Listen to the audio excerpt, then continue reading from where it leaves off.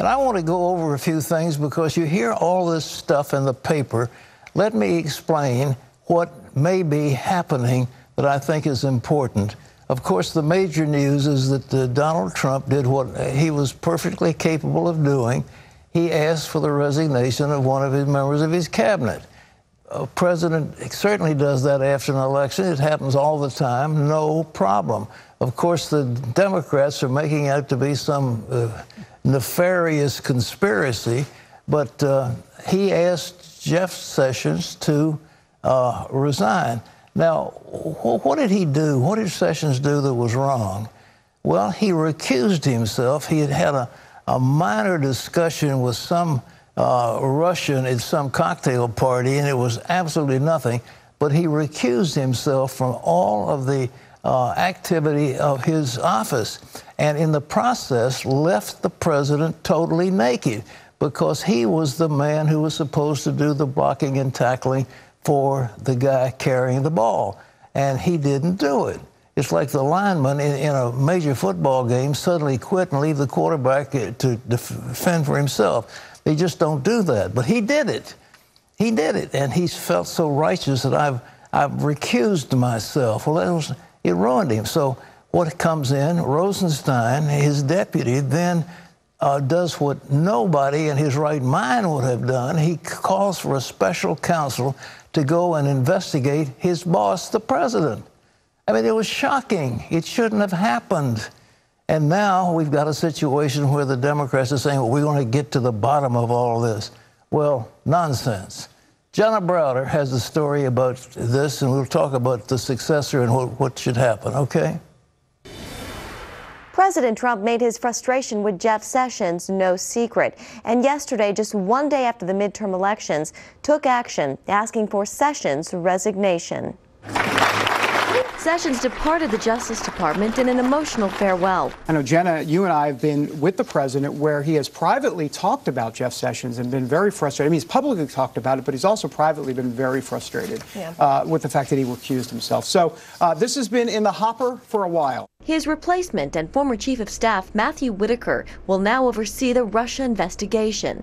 That's raising concerns because of Whitaker's criticisms of the probe headed by Robert Mueller. I could see a scenario where Jeff Sessions is replaced with a recess appointment, and that Attorney General doesn't fire Bob Mueller, but he just reduces his budget so low that his investigation grinds to almost a halt. Nancy Pelosi, who's aiming to be the next speaker in the new Democrat-controlled House, tweeted, "It is impossible to read Attorney General Sessions' firing as anything other than another blatant attempt by real Donald Trump to undermine and end Special Counsel Mueller's investigation." Others are already promising investigations. In a press conference Wednesday, President Trump vowed to work with House Democrats and spoke well of Pelosi. You know, she loves this country, and she's a very smart woman. She's done a very good job. But he warned that investigations can work both ways. They can play that game, but we can play it better, because we have a thing called the United States Senate, and all you're going to do is end up in back and forth and back and forth, and 2 years is going to go up, and we won't have done a thing. And there could be many investigations into the president when Democrats take control of the House this winter. They've already talked about issuing a subpoena for President Trump's tax returns. In Washington, Jenna Browder, CBN News. I want to go with you now about what is going on with this probe.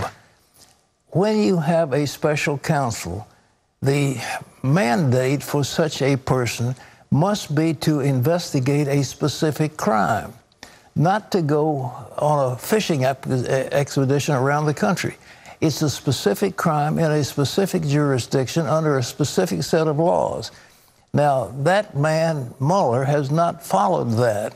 He has gone after various people in the Republican Party. He's going for bank fraud. He's going for tax fraud. He's going all this stuff. Has nothing to do with a Russian involvement in our election. Okay, he's been at it now for a long time, spent a lot of money. Now, what is coming up next?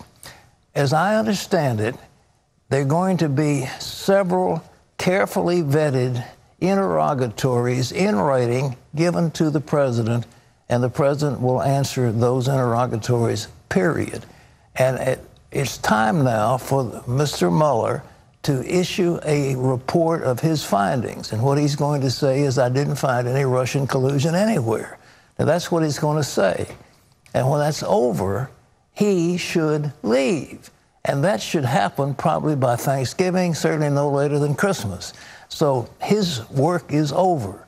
And in the process, though, he no longer will be reporting to Rosenstein, the deputy, because his boss now will be this Whitaker, the acting attorney general. But we haven't yet seen the authorizing documents that outline the scope of the activities of the special prosecutor. He did it, and he's expanded it, and he's amplified it, and never once has he given Congress or anybody else a look at what he said. Now, the Republicans in the House wanted to get him to come and testify. He has steadfastly refused to do it. He said, I'm not going to do it. As a matter of fact, I'm going to come after you. Well, that's what he said. And then in a joke, he said, I'm going to tape the president, and then I'm going to see if I can invoke the 25th Amendment and get him disqualified. I mean, this is what he said. Now, he says, well, I was only kidding. Well, was he kidding or was he not kidding? I mean, it's a pretty serious thing. And in my opinion, he needs to go, but I think the president doesn't want to ask for his resignation until after the Mueller thing is over. But the Mueller thing must wind down before Thanksgiving or before Christmas. They can't go any longer. He's done everything he can do, and there's been no evidence of any collusion with any Russian anywhere. Okay. Now, the new acting attorney general, Matt Whitaker, has joined the Justice Department last year. President Bush appointed him U.S. Attorney for Iowa's Southern District in 2004. Whitaker has questioned, as I have, the scope of Robert Mueller's investigation. He did it 2 years ago.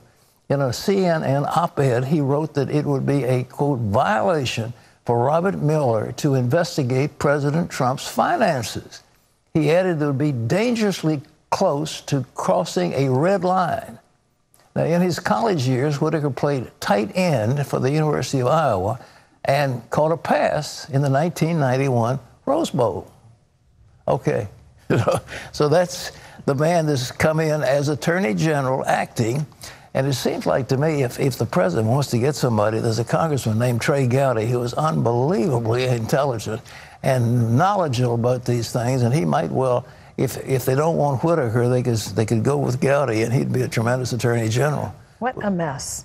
What a mess. But this thing has been a fishing expedition, and now you see these Democrats are screaming, well, you've got to allow the scope of the investigation. He's investigated everything known to man, and then he's brought indictments against various people for bank fraud and financial crimes. Things that had nothing to do with Russia whatsoever.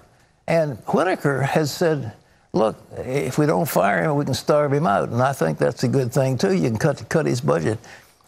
Yeah. But Rosenstein apparently has given him an unlimited budget and an unlimited scope. But he's never shown the papers to anybody. And, how do you know? It's all been done in secret. And apparently, behind the scenes, there was some collusion between Mueller and the former head of the FBI and various others in the Justice Department. They were all buddies. They all worked together. And, people are so critical of the things that the president tweets, and I think everybody'd like him to tweet in a little more civil manner. Yeah. But can you imagine what it's like to feel that kind of divisiveness, that kind of pressure, that kind of accusation every day when you're trying to get the job done? Awful. I mean, and you read the New York Times, the Washington Post, they are just 100% against him. And I might add something else. There was a CNN reporter who misbehaved terribly in a press conference, refused to give the microphone to the young lady who was working for the White House to give the phone so others could have. And he's just had his press credentials revoked.